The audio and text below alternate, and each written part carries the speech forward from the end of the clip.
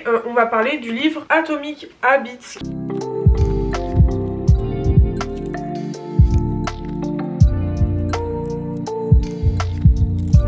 Salut mes petits choux, j'espère que vous allez bien. On se retrouve aujourd'hui pour une nouvelle vidéo et aujourd'hui on se retrouve pour parler d'un autre livre de développement personnel que je vais résumer entre guillemets dans cette vidéo. Et on va parler du livre Atomic Habits qui est un livre de James Clear qui est assez connu. Je sais que je l'ai beaucoup vu sur les réseaux sociaux, TikTok, Instagram, Pinterest, etc. Et j'ai même des profs à l'école qui nous parlent de ce livre, donc vraiment je sais qu'il est pas mal connu. Moi je l'ai adoré et donc je me suis dit que j'allais tout simplement vous l'expliquer pour les personnes qui ne lisent pas. C'est toujours le même concept si vous ne lisez pas mais que vous voulez savoir ce que ça raconte. Donc comme d'habitude ce que j'ai fait c'est que j'ai découpé un peu le livre en plusieurs parties pour que ce soit plus facile à comprendre et pour vous expliquer bien tous les concepts, tout ce que veut dire l'auteur, tout ce que dit l'auteur, tout ce que j'ai compris en tout cas de ce livre là. Et puis je vous laisse tout de suite avec la vidéo. Pour commencer, je vais vous expliquer rapidement le concept un peu du livre Atomic Habits. En fait, c'est un livre dans lequel l'auteur explique l'importance de construire des bonnes habitudes et surtout des bonnes petites habitudes. C'est pas les grosses habitudes les plus importantes, c'est les petites parce que souvent c'est des très petites habitudes qui vont derrière avoir de grosses conséquences dans le futur sur votre vie. Et donc en fait, l'ensemble du livre, si je devais vous le résumer en quelques mots, ce serait l'auteur qui explique l'importance de bonnes petites habitudes et comment se débarrasser des mauvaises habitudes. Dans la première partie de son livre, l'auteur explique l'importance des petites habitudes. En fait, il explique qu'il y a beaucoup de gens qui pensent que c'est en apportant d'énormes changements dans vos habitudes, en mettant en place des grosses habitudes importantes que vous allez avoir des changements radicaux dans votre vie. C'est pas faux en soi, mais on se rend pas compte que tout commence par des petites habitudes et que c'est pas, vous n'êtes pas obligé de changer radicalement votre vie et de mettre en place des habitudes énormes qui vont tout changer, tout chambouler. Vous pouvez commencer par mettre en place de toutes petites habitudes, peu importe le domaine de votre vie, et en fait ces petites habitudes là vont avoir un impact considérable sur votre vie à long terme. Et pour appuyer ses propos, l'auteur il utilise plusieurs exemples. Par exemple, il dit que si vous mettez 100 € de côté tous les mois, il y a des gens pour qui c'est rien du tout de mettre 100 € de côté tous les mois. Mais après, moi personnellement je trouve que c'est déjà pas mal. Mettre 100 € de côté tous les mois, dit comme ça c'est pas énorme. Par an vous avez que 1200 € de côté, mais en fait sur 10 ans vous avez plus de 12 000 € qui seront mis de côté, et mine de rien c'est énorme et c'est toujours ça de fait. Et en fait un truc qui sur le coup quand vous le faites ne vous paraît pas énorme, à terme en réalité ça peut avoir beaucoup de conséquences positives. Par exemple, si vous lisez tous les jours 10 pages d'un livre, dit comme ça c'est pas énorme, et pourtant ça signifie qu'à la fin de l'année vous aurez lu plus de 3500 mots par jour. Ça représente déjà pas mal de pages de lecture et donc pas mal de livres de lus, et on peut faire ça avec énormément de domaines de votre vie. Si vous courez 1 km par jour, vu comme ça c'est qu'1 km, mais en fait à l'année ça fait 365 km, et en fait vous pouvez faire ça avec tout et n'importe quoi. C'est hyper important et l'auteur souligne vraiment ce truc de, en fait c'est en mettant en place de toutes petites habitudes qui ne paraissent pas grand chose que vous allez réussir à avoir des changements sur le long terme et des conséquences positives dans votre vie sur le long terme. L'auteur explique aussi dans cette partie là que pour lui le plus important c'est pas spécialement les objectifs que vous allez vous mettre dans votre vie, mais c'est surtout les habitudes que vous allez mettre en place pour atteindre ces objectifs. Parce qu'il explique qu'en fait en soi les objectifs tout le monde peut s'en mettre, vous pouvez vous mettre n'importe quel objectif, tout le monde peut choisir un objectif pour sa vie, mais ce qui va faire que vous allez les atteindre c'est les habitudes que vous allez mettre en place dans votre quotidien. Et ça c'est vrai et c'est super important, et l'auteur explique ça très bien dans le livre, et il dit notamment que par exemple si vous décidez que vous allez courir un marathon, vous pouvez mettre l'objectif. Typiquement je me suis mis l'objectif pour cette année, sachez que l'objectif risque de ne pas être réussi parce qu'en réalité actuellement je n'ai pas le temps d'aller courir et donc je ne cours pas. Je n'ai pas mis dans mes habitudes l'habitude d'aller courir régulièrement. Et donc l'objectif, j'ai beau me l'être mis, je n'arriverai sûrement pas à l'atteindre parce que j'ai pas la bonne habitude de mise en place. Si j'avais vraiment voulu courir ce marathon et que j'avais mis en place l'habitude d'aller courir régulièrement tant de kilomètres, sûrement que je l'aurais déjà couru mon marathon. Sauf que je ne l'ai pas fait, et ça illustre très bien le concept que veut expliquer l'auteur, c'est-à-dire que genre on peut mettre autant d'objectifs qu'on veut, si on ne met pas les bonnes habitudes dans notre quotidien pour les atteindre, on les atteindra jamais. Et l'auteur dans cette partie-là explique aussi que les habitudes sont importantes parce qu'elles nous permettent de nous concentrer sur le processus de réussite d'un objectif par exemple. au lieu de nous concentrer uniquement sur le résultat. Si vous vous mettez un objectif et que vous vous concentrez uniquement sur le résultat, vous risquez de vous décourager très rapidement. Alors que si vous vous concentrez sur les habitudes que vous mettez en place pour atteindre cet objectif, vous allez moins vite vous décourager parce qu'en fait, chaque jour sera important dans l'atteinte de cet objectif parce que chaque jour, vous devrez réaliser les habitudes que vous vous êtes mis, que vous avez établies pour réussir cet objectif. Je sais pas si c'est très clair la façon dont je l'ai dit, mais en gros, voilà, c'est juste que si jamais vous vous mettez juste un objectif et que vous vous attachez juste au résultat, imaginons que vous n'atteignez pas le résultat quand vous voulez l'atteindre, vous allez être découragé, vous allez vous dire bon bah tant pis. Alors que si vous vous concentrez sur les habitudes que vous mettez en place pour atteindre cet objectif là, au lieu de vous concentrer sur les résultats, vous pouvez vous dire bon bah aujourd'hui j'ai fait mes habitudes, et ok, j'ai peut-être pas encore atteint mon objectif, mais je travaille pour l'atteindre et j'avance bien dans cette direction-là. Donc, vous aurez moins tendance à vous décourager et vous serez plus persévérant sur le long terme. Du coup, voilà, cette partie, c'est vraiment l'auteur qui explique l'importance des habitudes, aussi petites soient-elles, et à quel point, genre, même les plus petites habitudes peuvent avoir de grandes conséquences sur le long terme dans votre vie et qu'il ne faut surtout pas les négliger. Dans la deuxième partie de son livre, l'auteur James Clear explique qu'il y a 4 lois sur les habitudes et que pour pouvoir améliorer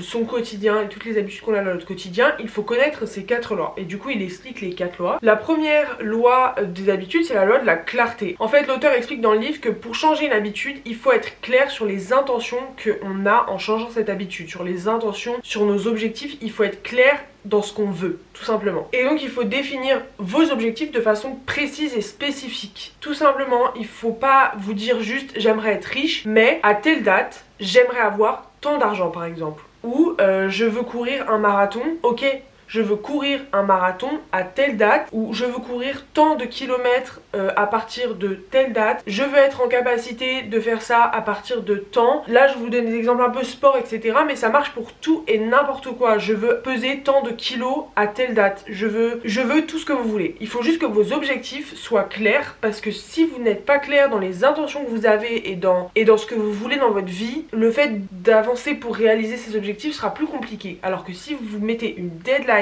que vous savez que vous voulez faire tant de kilos, que vous voulez courir tant de kilomètres, que vous voulez tant d'argent, que vous voulez tel métier, tel ci, tel ça, si vous savez que vous voulez ça, vous allez plus facilement avancer vers cet objectif là. Et l'auteur explique que pour être clair dans ses objectifs, il faut aussi réfléchir à tout ce qu'il y a autour de vous et à tout votre environnement. C'est-à-dire que vous devez en fait juste choisir vos objectifs, mettre en place les actions pour aller vers cet objectif en étant conscient de votre environnement, de ce qu'il y a autour de vous. C'est-à-dire que pour réussir, il va falloir éliminer toutes les distractions que vous avez dans votre environnement et toutes les tentations par exemple qui pourraient vous empêcher d'atteindre les objectifs que vous visez. Par exemple, l'auteur dans le livre dit que si vous voulez arrêter de fumer, il faut éviter d'aller dans les endroits où les gens fument. Genre conditionnez-vous vraiment pour réussir l'objectif que vous voulez atteindre. Si par exemple vous voulez perdre du poids, faites vos courses en étant dans l'intention de perdre du poids. Donc n'achetez pas trop de sucreries, n'achetez pas d'aliments qui sont mauvais pour la santé, qui vont vous faire prendre du poids, ça n'aurait pas de sens. Il faut que tout votre environnement corresponde aux objectifs que vous voulez atteindre. Ensuite, la deuxième loi dont parle l'auteur, c'est la loi qu'il appelle la loi de l'attrait, c'est-à-dire le fait de rendre une habitude que vous voulez prendre, que vous voulez mettre dans votre vie, attrayante. Il y a des gens par exemple qui veulent absolument perdre du poids, mais pour eux le sport ça n'a genre pas de sens, ils ne veulent pas faire ça, ça ne les attire pas du tout, ils trouvent ça nul. Bah il faut faire en sorte de rendre les habitudes que vous voulez mettre en pratique dans votre vie attrayantes, de les rendre intéressantes, que vous ayez envie de les faire.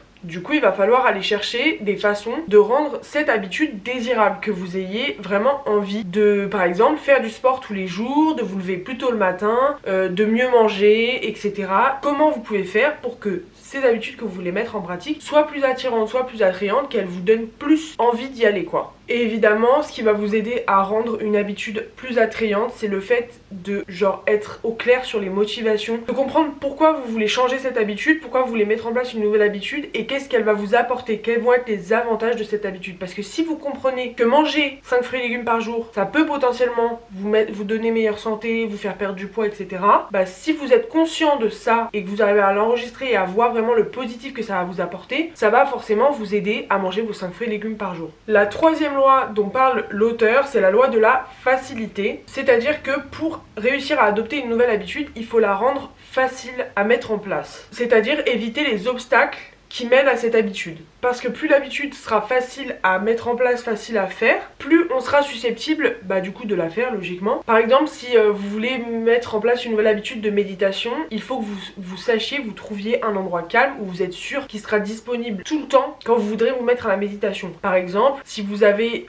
un appartement, vous êtes plusieurs, etc. et que vous savez qu'il y a une pièce dans laquelle personne ne va, entre telle heure et telle heure, vous savez que c'est à ce moment-là qu'il faut que vous fassiez votre méditation. Si vous voulez commencer à écrire, j'en sais rien, ne vous dites pas faut que j'écrive un pavé chaque jour. Dites-vous ok, je commence petit à petit. Au début j'écris une phrase par jour. Une phrase c'est facile, puis après 2, puis après 3, puis après 5, puis après 10, puis après 20, puis après 50, 100, j'en sais rien. Mais commencez doucement et n'hésitez pas à réduire vos habitudes à la forme la plus simple qu'elle puisse avoir pour que ça vous aide à la rendre plus facile à mettre en place et que ça vous aide à l'implémenter dans votre vie pour atteindre vos objectifs. Et la quatrième et dernière loi dont parle l'auteur, c'est la loi de la satisfaction.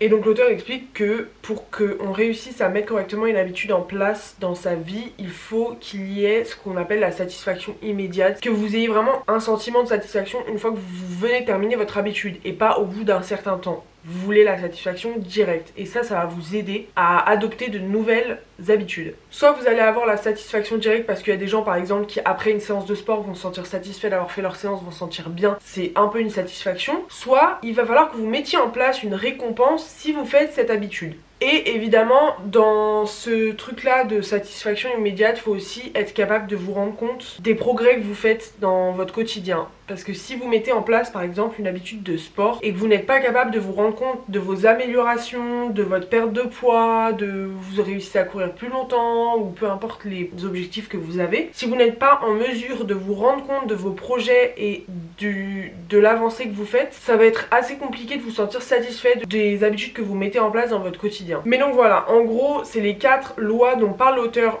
dans son livre et qui vous aident à mettre en place de nouvelles habitudes et des bonnes habitudes pour votre quotidien. Et la troisième partie du livre, et pas des moindres je trouve, c'est la partie qui explique comment se débarrasser des mauvaises habitudes qu'on a actuellement. Et donc l'auteur explique tout simplement que pour réussir à retirer une mauvaise habitude de votre quotidien, il faut briser les 4 lois dont je viens de vous parler. C'est-à-dire, première étape, que pour vous débarrasser d'une mauvaise habitude, il faut être clair sur le fait que vous ne voulez plus de cette habitude-là. Il faut être clair sur le fait que vous voulez éviter ce type de comportement ou ce type de résultat, par exemple. Par exemple, si vous voulez arrêter de manger n'importe quoi, il faut être clair sur le fait que vous ne voulez plus prendre du poids ou avoir tel ou tel résultat, des boutons, des machins, en mangeant les mauvais aliments. Vous voyez ce que je veux dire ?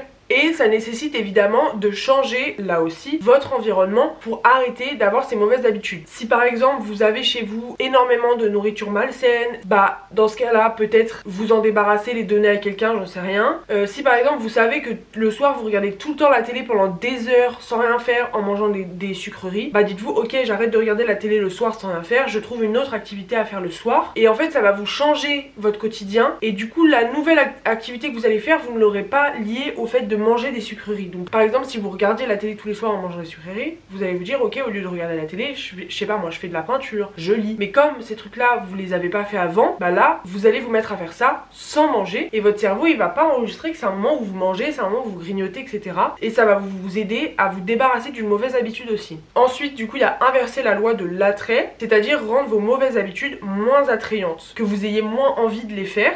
Par exemple, tout bêtement, si vous voulez arrêter de fumer, concentrez-vous sur tout ce qui fait que fumer est mauvais pour la santé. Les soucis que vous pouvez avoir, les soucis de santé que vous pouvez avoir, l'odeur, j'en sais rien. Tout ce qui va faire que vous pouvez être un peu dégoûté d'une habitude que vous avez. Ensuite, il y a le fait d'inverser la loi de la facilité, donc c'est-à-dire que toutes les mauvaises habitudes que vous avez et dont vous voulez vous débarrasser, il faut les rendre difficiles à faire. Typiquement, j'ai déjà donné cet exemple dans des vidéos, si vous voulez vous lever plus tôt le matin et que vous n'y arrivez pas, vous n'avez plus envie, si vous n'avez plus envie de traîner dans votre lit le matin et de galérer à vous réveiller, mettez votre réveil à l'autre bout de la pièce parce que ça va vous rendre le fait de rester au lit le matin plus difficile parce que vous allez être obligé de vous lever pour aller éteindre votre réveil. Typiquement, c'est ce genre de choses. C'est vraiment mettre en place dans votre environnement, dans votre vie, des choses qui vont rendre vos mauvaises habitudes plus difficiles à faire, moins attrayantes et ça va vous aider à les enlever de votre vie petit à petit. Et la dernière, c'est inverser le côté satisfaction, la loi de la satisfaction, c'est-à-dire de créer des insatisfactions liées aux mauvaises habitudes que vous avez. Par exemple, moi je sais que j'avais tendance à énormément dépenser dans des trucs, genre j'utilisais une fois et après je l'utilisais plus jamais de ma vie. J'avais mis en place quelque chose, c'est-à-dire que quand je voulais faire un achat, pour ne pas l'acheter et avoir la satisfaction de me dire j'ai acheté ce que je voulais, je le vois, mais je ne l'achète pas tout de suite, je me dis si je le veux encore dans une semaine ou un mois, là je l'achèterai. Et en fait le fait de faire ça, ça m'enlève la satisfaction d'acheter un truc que je ne vais pas utiliser, et le fait de me laisser le temps de me dire est-ce que je le voudrais toujours, en fait je me rends compte qu'au bout de 3 jours j'y pense plus et que c'est un truc que je ne veux pas vraiment, donc je ne l'achète pas. Mais dans l'idée c'est vraiment retirer la satisfaction que vous avez après avoir fait une mauvaise habitude. Enfin voilà, c'est vraiment trouver un truc qui va casser la satisfaction d'une mauvaise habitude pour que vous puissiez arrêter d'avoir cette mauvaise habitude. Évidemment, tout au long du livre, l'auteur explique que pour arrêter d'avoir des mauvaises habitudes et pour mettre en place de bonnes habitudes dans votre quotidien, il faut énormément de persévérance et de patience. Ça ne vient pas du jour au lendemain en claquant des doigts. Le fait de se séparer de mauvaises habitudes qu'on a, ça peut être un peu long, et le fait d'adopter de nouvelles bonnes habitudes, ça peut également être un peu long. En moyenne, si je dis pas de bêtises, il faut 21 jours pour que quelque chose que vous faites tous les jours devienne une habitude où vous allez limite plus réfléchir pour le faire. Mais c'est normal d'avoir de la difficulté à se séparer d'une mauvaise habitude qu'on a, parce que parfois elles sont tellement ancrées en nous, typiquement le fait de fumer, etc. C'est extrêmement compliqué de s'en débarrasser, mais il faut le faire petit à petit, étape par étape, et puis il faut se rendre compte de vos progrès là aussi dans le fait de vous débarrasser d'une mauvaise habitude ou dans le fait de mettre en place une bonne habitude. Vous pouvez pas non plus changer tout votre quotidien d'une minute à l'autre, ça demande du temps, de la patience et de la persévérance encore une fois. Donc vraiment, laissez le temps au temps et continuez vos efforts. Ne vous arrêtez pas parce que vous avez l'impression que ça prend du temps, etc. Continuez toujours vos efforts parce que je vous jure que sur le long terme, ça va payer. Et c'est exactement ce qu'explique l'auteur dans tout le livre, c'est que les petites habitudes de tous les jours vont payer à terme et vont avoir de très bonnes conséquences dans votre futur, sur votre vie, sur le long terme quoi. Donc n'abandonnez pas parce que vous avez l'impression que c'est long. Du coup voilà, c'est à peu près tout ce que j'avais à vous dire sur ce livre. J'espère que la vidéo sera bien, qu'elle sera pas trop longue. En tout cas je suis plutôt contente du résumé que j'en ai fait. Mais vraiment en tout cas ce livre est top pour ceux qui ont regardé ces vidéos mais seraient intéressés pour de la lecture. N'hésitez pas, vraiment il est trop bien. Et moi je vous ai expliqué, je vous l'ai résumé, mais c'est toujours mieux de lire tout parce qu'en fait tout ça c'est des livres qui sont plutôt à libre interprétation. Donc peut-être que moi j'ai compris des choses que vous ne comprendrez pas de la même manière ou vous n'interpréterez pas de la même manière. Donc je vous invite à le lire si vous le voulez. Et puis sinon j'espère que cette vidéo vous aura plu. J'espère que vous aurez compris le concept du livre, de ce que veut dire l'auteur, etc. N'hésitez pas à me dire ce que vous en avez pensé en commentaire, à vous abonner, à partager ma chaîne YouTube, à vous abonner à mes réseaux sociaux également. Et puis moi je vous dis à très vite pour une nouvelle vidéo.